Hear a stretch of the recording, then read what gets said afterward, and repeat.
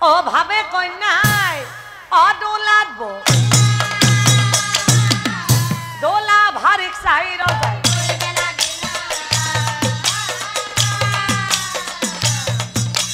দোলা ভারিক সাইর যায় এরা দোলা ভারি হল মহারাজ তোমালোকে মোর রাজ্যলৈ দোলা লৈ বলা হব মহারাজ হে কি রামে রাম আমি দোলা ভারি দোলা করিব হইছই অকরি হবে আদোলা লৈ তাকরে কি বাটরুয়া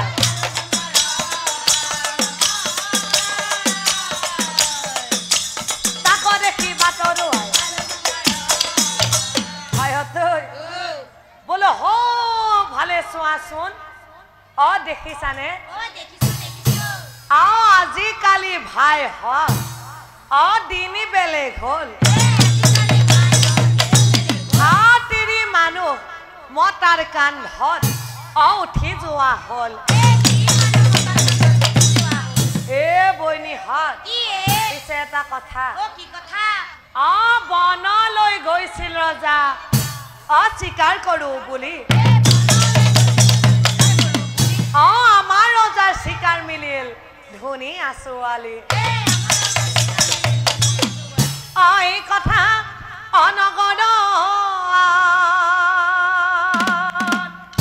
অপ্ৰচাৰ হৈ গইলা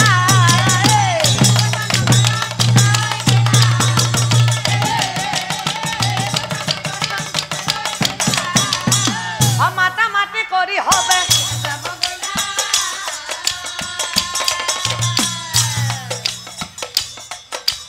মাতা মাতি কৰি হবে ও বিয়ারে বাতরি পায়ে আনন্দ রহি মানায় আও দেখাবুর হাজুবতী রাজার ঘরে চলি যায়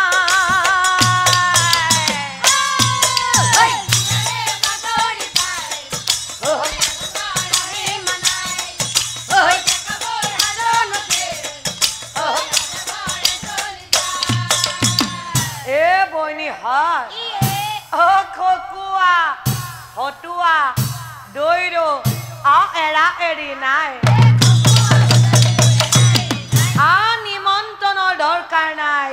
পুরে কাজ খায় খকুয়াই বলে হকি ওকি ও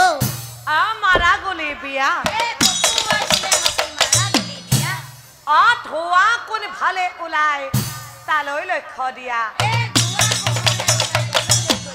ওকে ও কি সুন্দৰ বনাইছিল আপুনি ওকে আইয়া ও মাহৰ দাইল আইয়া ভোলা বেঙেনা আইয়া কচু পেটা আইয়া কি সুন্দৰ বনাইছিল আপুনি ওকে ও মাইঠা কি মাইঠা আ ভোলা বেঙেনা আৰু মাহৰ দালি কচু পেটা লগত দিছে হিও একপালি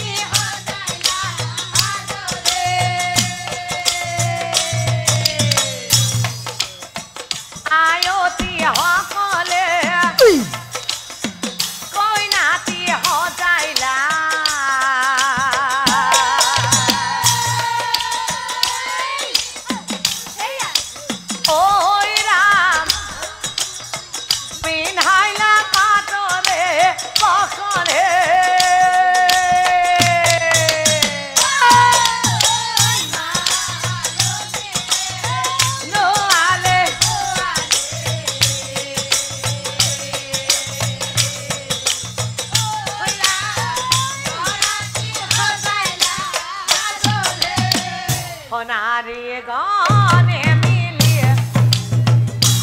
কইনা দি হজাই কইনা দি হজাই ও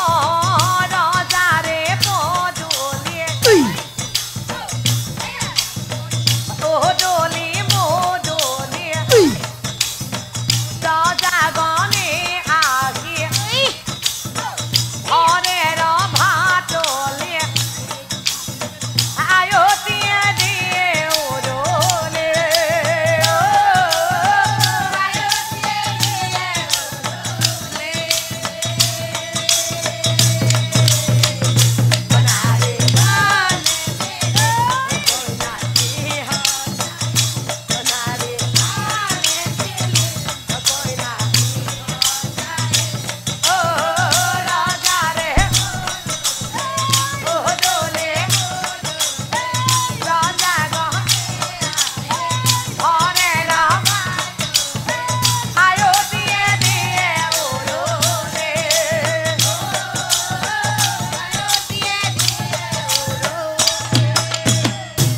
এনেকৈয়ে বিয়াখন অসমাপন সেইদিনাৰ পৰা কইনা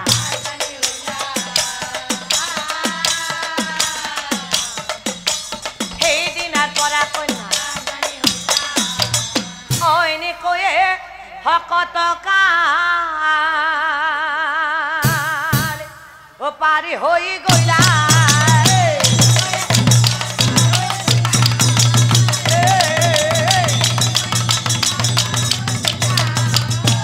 অহো ভক্ষণ প্ৰাণীয়ে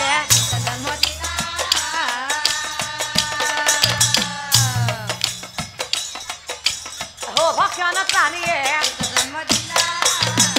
এনেকৈ এটি দুটি কৰি একুৰি সন্তানৰ মাক হ'ল ৰাণী সৌভাগ্য লক্ষ্মী সেই কুৰিটা সন্তানক ডাঙৰ দীঘল কৰি উপযুক্ত সময় সিহঁতৰ বিয়া পাতি দিলে ৰাণীয়ে বোৱাৰী ঘটিলে কিন্তু কিন্তু সেই সময়তো ৰাণীৰ ওপৰত কোনো পৰিৱৰ্তন ঘটা নাছিল তাকো দেখি বোৱাৰী হতে কি আলোচনা কৰিছিল জানে ও কি আলোচনা কৰিছিল ইমানে ধুনীয়া আমাৰে হাহুৱাই ৰূপৰে তুলনা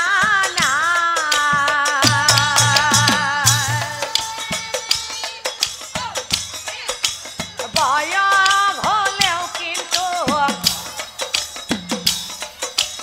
আমাৰে হাহুৱাই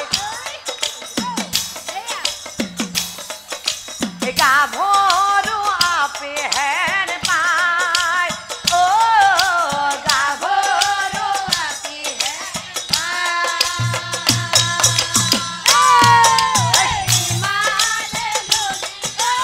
আমাৰে ৰূপৰে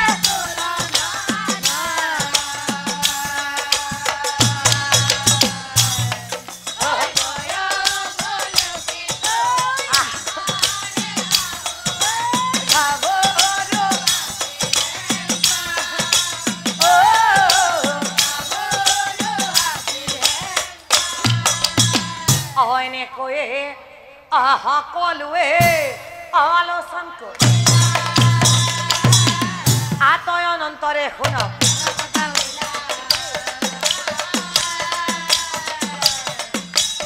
আতয়ন অন্তৰে শুনক এনেকৈ পুত্ৰ বোৱাৰী নাতি নাতিনীৰ সৈতে মায়াত মোহিত হৈ আছে ৰাণী সৌভাগ্য লক্ষ্মী কিন্তু এদিন মহাৰাষ্ট্ৰৰ ধ্বজাৰ সৰ্বনাশ হ'ল প্ৰবলে প্ৰতাপী ৰজাই আহি গ্ৰাম্য কুঞ্জ ৰাজ্য আক্ৰমণ কৰিলে শত্ৰুক বাহাৰিবলৈ আহিল তালৰ ধ্বজাৰ নাতি পুত্ৰ সকল কিন্তু যুদ্ধৰ কালো নিহত হ'ল দুটাৰ মুখে শুনি ৰাণীয়ে মৃত্যুৰ বাতৰিও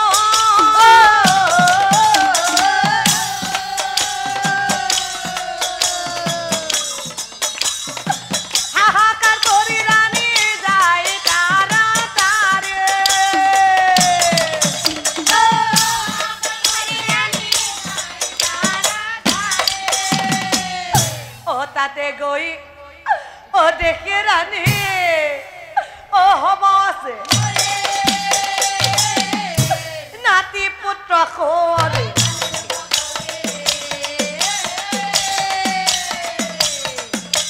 নাতি পুত্র খোরে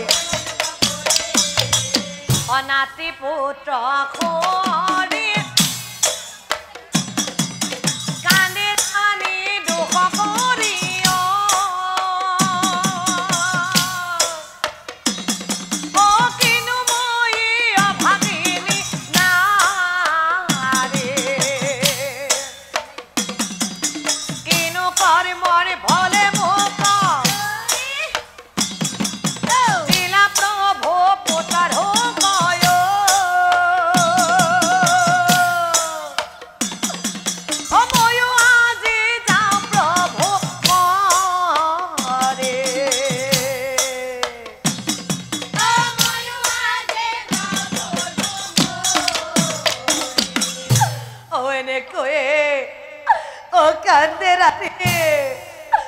মহাদুখ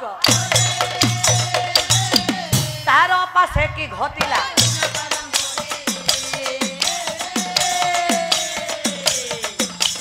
তার পাশে কি ঘটিলা আৰু ঠিক সেই সময়ত প্ৰভু শ্ৰীকৃষ্ণ এজন বুঢ়া ব্ৰাহ্মণ ৰূপ ধৰি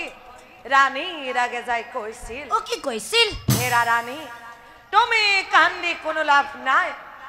নাতি পুত্ৰ সকলক তুমি কান্দিলেও নোপোৱা আচলতে এইবোৰেই হৈছে মায়া গতিকে মৃতকৰ আত্মাই যাতে স্বৰ্গত শান্তি পায় তাৰে বাবে তুমি তপ কৰা আৰু পবিত্ৰ স্থানলৈ গৈ স্নান কৰা আহা তুমি মোৰ লগত আহা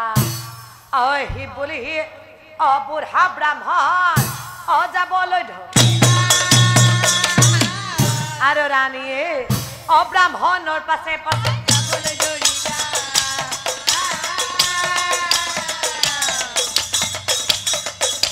ব্ৰাহ্মণৰ পাছে পাছে যাবলৈ ধৰিলা গৈ গৈ পুষ্কৰ হৰত উপস্থিত ৰাণীক চাই ব্ৰাহ্মণে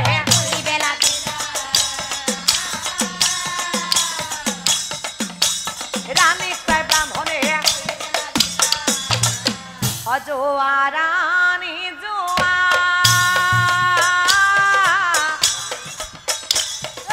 হৰবৰে জোয়া হৰবৰ জলে নামি স্নান কৰিল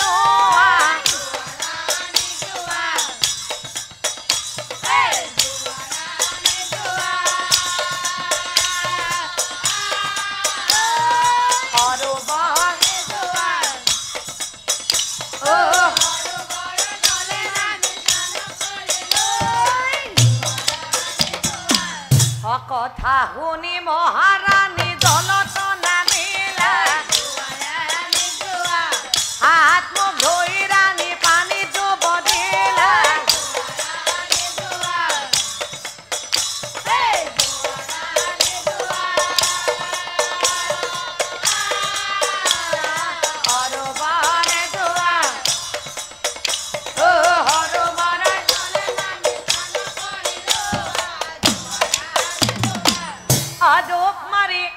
উঠি দেখে অনাৰীৰ উপনাই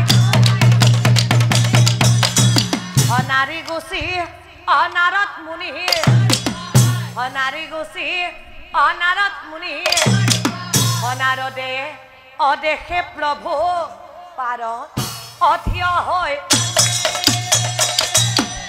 পাৰত হোৱা বিনাশন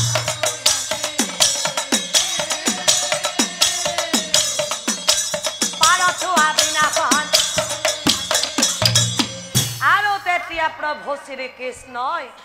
নাৰদ মুনিক চাই কৈছিল ও কি কৈছিল হেৰা নাৰদ পানীত নামি তুমি কি ভাবি আছা আহা আহা পানীৰ পৰা উঠি আহা এতিয়া মায়া কি বস্তু বুজিলানে নাৰদ তেতিয়া নাৰদ মুনিয়ে কৈছিল ও কি কৈছিল হয় প্ৰভু মায়া কি বস্তু মই আজি হে বুজিলো দয়াময় হৃদয়াৰ সাগৰ আমি অতি মূৰ্খমতি একোকে নাজানো ওলচুটি যত দুখ ক্ষমা বিচাৰিছো দয়াময় হৃদয়াৰ সাগৰ দয়াময় হৃদয়াৰ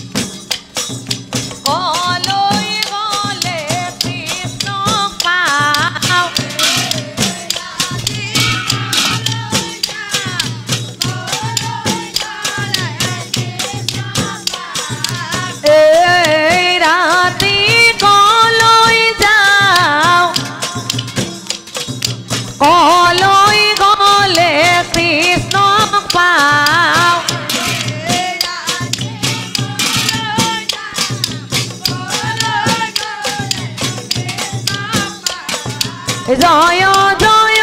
রাম জয় শ্রী রাম জয় সনাতন হরি হে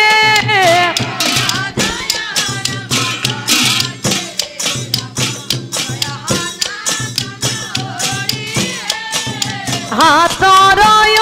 তম গীতা ভাগবত ধর্মরয় তম নাম হে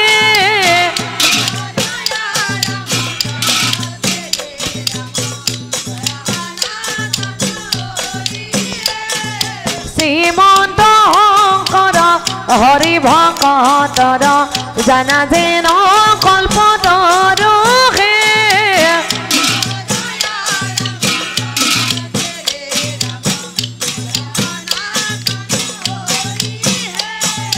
তাহান্ত বিনাই নাই নাই নাই আমাৰ পৰম গুৰু হে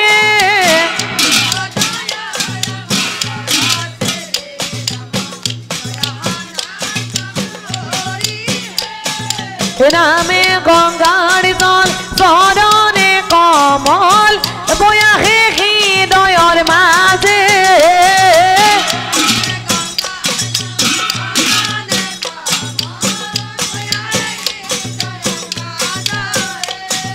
শাস্ত্ৰয়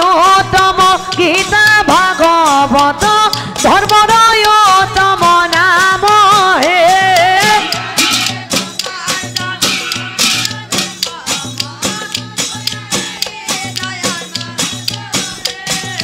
নামে গংগাৰ জল